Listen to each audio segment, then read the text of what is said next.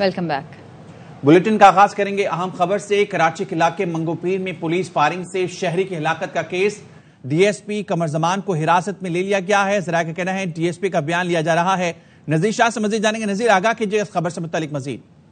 بالکل، دیکھیں منگو پیر میں پولیس کی فائرنگ سے شہری ہاشم کے قتل کیس میں اہم پیش رفت سامنے آئی ہے۔ ایک جانب قتل میں ملوث 3 اہم ملزمان کے ناموں کی شناخت ہو گئی ہے تو دوسری جانب D S P Qamar Zaman کو شامل تفتیش کرتے ہوئے حراست میں لے لیا گیا۔ ذرائع کے مطابق شعبہ تحقیق یعنی سے ڈی ایس پی کا بیان لیا جا رہا ہے اور بیان مکمل ہونے کے بعد گرفتار بھی کیا جا سکتا ہے۔ ذرائع کا کہنا ہے کہ غیر قانونی ناکہ بندی اور فائرنگ میں ڈی ایس پی کی موبائل استعمال کی گئی تھی، جبکہ D S P Qamar Zaman اے وی ایل سی سینٹرل میں تعینات ہیں اور ابتدائی تحقیقات کے مطابق D S P Qamar Zaman کے رائفل کے راؤنڈ بھی کم ہے، اس کی بھی تفتیش کی جا رہی ہے۔ جبکہ جو 3 ملزمان تھے جن کی شناخت ہوئی ہے ان میں 2 پولیس اہلکار، ایک پرائیویٹ شخص شامل ہے جس میں ایک اے ایس آئی مختار ہے، جبکہ دوسرے کا نام عامر اور آصف بتائے جا رہے ہیں، جس میں مختار کی حدود اورنگی 2 ہے اور جائے وقوع سے 9 mm کے خول بھی ملے۔ اور پولیس ذرائع کا یہ بھی کہنا ہے کہ جو مذکورہ ٹیم ہے یہ نان کسٹم گاڑیاں اپنے افسران کے حکم پر پکڑتی تھی اور اس کے بعد یہ بلیک میلنگ کر کے پیسے وصول کرتے تھے اور اس حوالے سے مزید اب تفتیش کی جا رہی ہے۔ جی بہت شکریہ نذیر آپ کا۔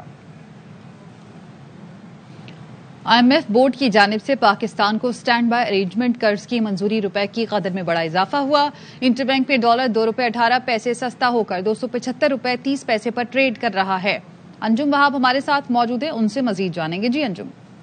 آج بالکل جو کافی جو دباؤ تھا وہ کافی کم ہوتا چلا جا رہا ہے۔ ڈالر سستا اور بینک میں $2.98 سستا ہو گیا اور انٹر بینک میں ڈالر $277.48 سے کم ہو کر $274.50 کا ہو گیا۔ گزشتہ روز ڈالر $277.48 پر بند ہوا تھا۔ اس کے ساتھ ساتھ انٹر بینک کے اوپن مارکیٹ کو بھی دیکھے تو وہاں بھی روپیہ مضبوط ہو رہا ہے۔ اوپن مارکیٹ میں قیمت $100 قریب کے بعد 279 ہو گئی ہے۔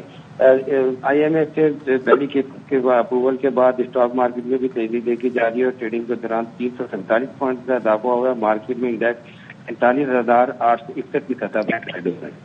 ٹھیک ہے، بہت شکریہ آپ کا اپڈیٹ کرنے کے لیے۔ آئی ایم ایف کے ایگزیکٹو بورڈ نے پاکستان کا $3 ارب کا قرض منظور کر لیا۔ سٹینڈ بائی ارینجمنٹ کے تحت فوری طور پر $1 ارب 20 کروڑ ملیں گے۔ باقی فنڈز 2 ایک ساتھ میں جاری کیے جائیں گے۔ رواں مالی سال پاکستان کی معیشت پس شرح نمو کا شکار رہے گی۔ معاشی ترقی کی شرح محض 2.5% رہنے کا امکان ہے۔ آئی ایم ایف نے پاکستان کی معاشی کارکردگی سے متعلق رپورٹ جاری کر دی۔ رپورٹ کے مطابق گزشتہ مالی سال پاکستان کی معاشی کارکردگی منفی 0.5% رہی۔ حکومت نے گزشتہ سال جی ڈی پی گروتھ 0.3% مثبت رہنے کا دعویٰ کیا تھا۔ رواں مالی سال بے روزگاری 8.5% سے کم ہو کر 8% پر آ جائے گی، جبکہ اوسط مہنگائی 29.6% سے کم ہو کر 25.9% رہنے کا امکان ہے۔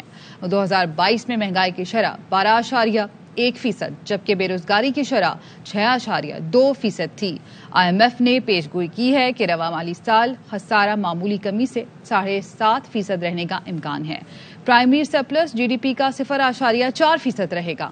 قرضوں کا حجم 81.8% سے کم ہو کر 74.9% پر آ جائے گا، جبکہ حکومت پاکستان کے زر مبادلہ کے ذخائر $8.9 ارب رہیں گے۔ عدم اعتماد کی فضا ختم ہوئی۔ آئی ایم ایف پروگرام کی بحالی معیشت کے لیے خوش آئند ہے۔ معاشی امور کے ماہر عابد سلیحری کہتے ہیں روپے کی قدر مستحکم رہے گی، مڈل کلاس طبقہ متاثر ہوگا، لیکن اس کے سوا کوئی اور حل نہیں تھا۔ یہ ایک خوشائند سٹیپ ہے کہ نہ صرف ہم آئی ایم ایف پروگرام کے فائنانشل ڈسپلن کے نیچے آگے، بلکہ اس کے ساتھ جو بائی لیٹرل اور ملٹی لیٹرل باقی انفلوز ہیں ان کا سلسلہ بھی شروع ہو جائے۔ 4 بنیادی شرائط ہیں اس کی، وہ چیزیں جس سے کہ مڈل کلاس جو ہے وہ تو ہٹ ہوگی، لیکن اب چوائس کیا تھی؟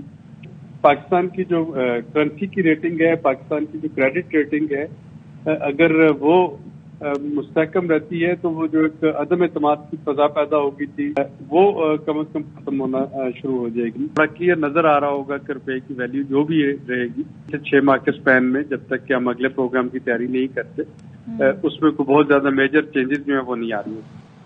آئی ایم ایف شرائط کے مطابق حکومت کو بجلی کے نرخ مزید بڑھانے پڑیں گے۔ پی ٹی آئی رہنما شاہ محمود قریشی کہتے ہیں مفتاح اسماعیل نے جو کہا ٹھیک تھا، ڈالر کی تاخیر سے روپے کی قدر اس حد تک گری ہے۔ انتخابات میں لیول پلینگ فیلڈ بہت ضروری ہے۔ ٹیرف बढ़ाने खाने की उन्हें नवीद सुना दी गई है। हुकूमत ने बहुत ताकीर की और ये स्टैंड बाय एग्रीमेंट, अगर इनमें यकसुई होती तो आज से 8-9 माह पहले यही रिजल्ट आ जाता जो आज आया है। हर साहब ने ताकीर करके मईशत को मजीद दुश्वारियों से दो चार किया है। इंतखाबात में लेवल प्लेइंग फील्ड बहुत जरूरी है। ये तासुर के एक किसी खास टोले की तरफ झुकाव है, ये मुल्क के मफाद भी नहीं होगा। इलेक्शन कमीशन अपने साथ बहाल कर सकता है इंतखाबात अगर वो शफाफ करवा देता है। वज़ीर आला गिलगित बल्तिस्तान का इंतखाब आज हो रहा है। स्पीकर एडवोकेट नज़ीर अहमद ने कायदे ऐवान के इंतखाब के लिए आज असम्बली इजलास बुला लिया है। वज़ीर आला बनने के इस दौड़ में 4 उम्मीदवारों के कागजात नामजदगी मंजूर किए गए हैं। इंतखाब से पहले ही पीपल्स पार्टी और नून लीग के हिमायत याफ्ता फॉरवर्ड ब्लॉक के हाजी गुलबर खान की जीत की राह हमवार हो गई। गुज़िश्ता रात प्रेस कॉन्फ्रेंस में हमख्याल ग्रुप ने इंतखाबी अमल के बाइकआउट का ऐलान किया है। 4 में 3 उम्मीदवार हमख्याल ग्रुप से हैं। इनमें राजा आजम खान, राजा जिक्रिया और जावेद शामिल हैं। कायदे ऐवान का इंतखाब अरकान अपने उम्मीदवार के साथ असेंबली फ्लोर पर खड़े होकर करेंगे। कायदे ऐवान के लिए 16 वोट लेना लाजमी है। अगर कोई उम्मीदवार 16 वोट नहीं ले सका तो दोबारा इंतखाब होगा। 16 वोट लेने तक मुसलसल 3 बार यह अमल दोहराया जाता रहेगा। बलोचिस्तान नेशनल पार्टी ने भी दुबई में नून लीग और पीपल्स पार्टी रहनुमाओं की मुलाकात में एतमाद में न लेने पर एतराज कर दिया। फजलुर रहमान के एतराज़ात को हक बजानिब करार दे दिया। ARY न्यूज से इंटरव्यू में कहा कि नून लीग और पीपल्स पार्टी अगर छोटी जमातों को एतमाद में नहीं लेती तो ये उनकी सियासी गलती होगी। बिल्कुल जी, मौलाना साहब का हक बजानिब है। इलाही गवर्नमेंट जब बनता है उसकी जितनी भी पार्टियां उसमें शामिल हैं, पार्टी हेड को हर सियासी और हाइनी मामलात में उनको एतमाद में लेना ज़रूरी है। उन्होंने जो एतराज़ उठाया था कि हमें एतमाद में नहीं लिया गया था, ये बात उनके दुरुस्त है। बिल्कुल जो उन्होंने बजानिब कहा था मौलाना साहब के, तो एतमाद में लेना चाहिए। BNP मैंगल आपकी जमात के तौर पे भी आपका मौक़िफ़ यही है कि आपको भी आपकी जमात क्योंकि PDM का? जी बिल्कुल जी, ये ज़रूरी है, लेना चाहिए। अगर मुस्लिम लीग नून या पीपल्स पार्टी अपने जो छोटे छोटे एलाइज है उनको ये मुशावरत में नहीं लेता तो ये उनका गलती होगा। आने वाला गवर्नमेंट आएगा, यही छोटे छोटे पार्टियां, कोई 5 सीट के साथ, कोई 10 सीट के साथ, कोई 4 सीट के साथ, ये तो बड़े आपके स्टेक होल्डर हैं। बुरे वक्त के हैं जो सियासी जद्दोजहद में आपके साथ शाना बशाना हुए हैं। 3 महीने में हम इलेक्शन कर सकते हैं तो 2 महीने में भी हम इलेक्शन कमीशन को बता दें भाई इलेक्शन की करें, क्या फर्क पड़ता है। मिलिट्री जो कोर्ट है ना, इसमें जो केसेज हैं इन्होंने जो कन्वर्ट किया है ना, इसमें बलूचिस्तान नेशनल पार्टी का वाज़े है कि हमने कहा कि मिलिट्री कोर्ट नहीं होना चाहिए। हमने कहा जो कोर्ट हमारे मौजूद हैं इसमें इनका ट्रायल होना चाहिए। जो भी हो, मेरा केस हो, आपका केस हो, दुनिया जान के लोगों केस है, ये होना चाहिए। 190 मिलियन पाउंड स्कैंडल केस। एहतसाब अदालत ने चेयरमैन PTI और बुशरा बीबी की अबूरी जमानत में 19 जुलाई तक तौसी कर दी। अदालत ने अबूरी जमानत से मुतल्लिक हतमी दलाइल 19 जुलाई को तलब कर लिए। केस की समाअत 19 जुलाई तक मुलतवी कर दी।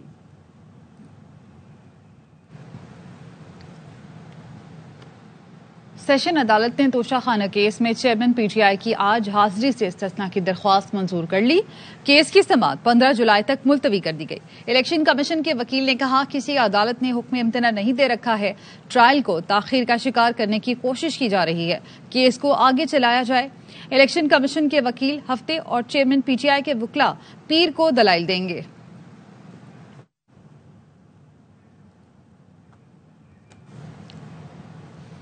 मजीद खबरें और रिपोर्ट से एक ब्रेक के बाद हमारे साथ रहिए।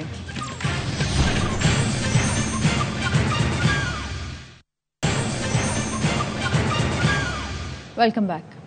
और अब बात करेंगे कसूर दरिया सतलुज के बेशतर इलाकों का जमीनी राब्ता मुनक़ता, पानी आबादियों में दाखिल हो गया। हजारों अफराद घरों में महसूर होकर रह गए। इलाका मकीनों का कहना है इंतजामिया हमें यहां से निकालने के जल्द इंतजाम करे। इस वक्त हमारे नुमाइंदे तकरीम दरिया सतलुज के किनारे मौजूद है, इस बारे में रिपोर्ट करें।